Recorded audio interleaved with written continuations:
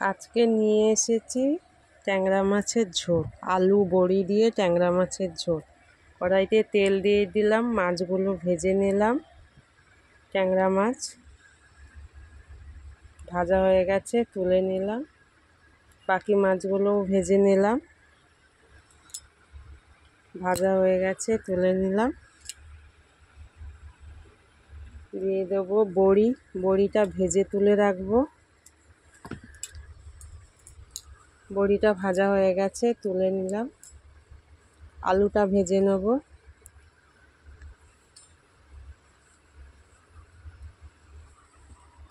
আলুটা ভেজে নেব। আলুটা ভাজা হয়ে গেছে, তুলে নিলাম। দিয়ে দেবো কালো জিরা।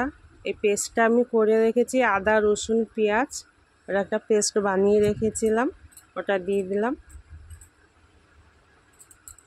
কাঁচা লঙ্কা সব দিয়ে একটা পেস্ট করে রেখেছিলাম, তো পেস্টটা দিয়ে দিলাম।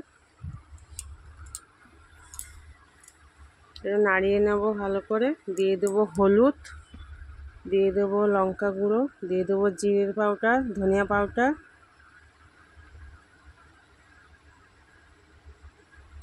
ভেজে রাখা আলুটা দিয়ে দিলাম।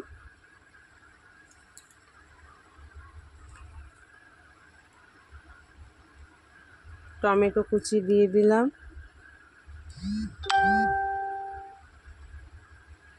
নুন দিয়েছি এর মধ্যে, আপনারা নুনটা বুঝে দেবেন আন্দাজ মতো।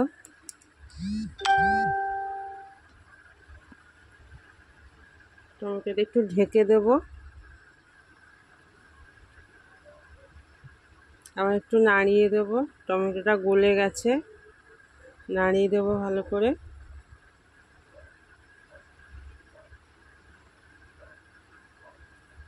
কষানোটা হয়ে গেছে, আর একটু দেব ঢেকে।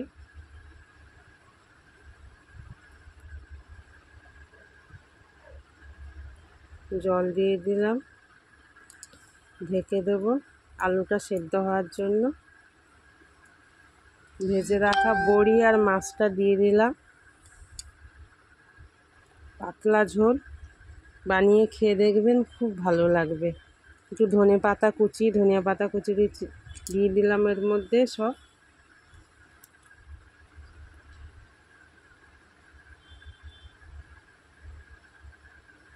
হয়ে গেছে, রান্না কমপ্লিট।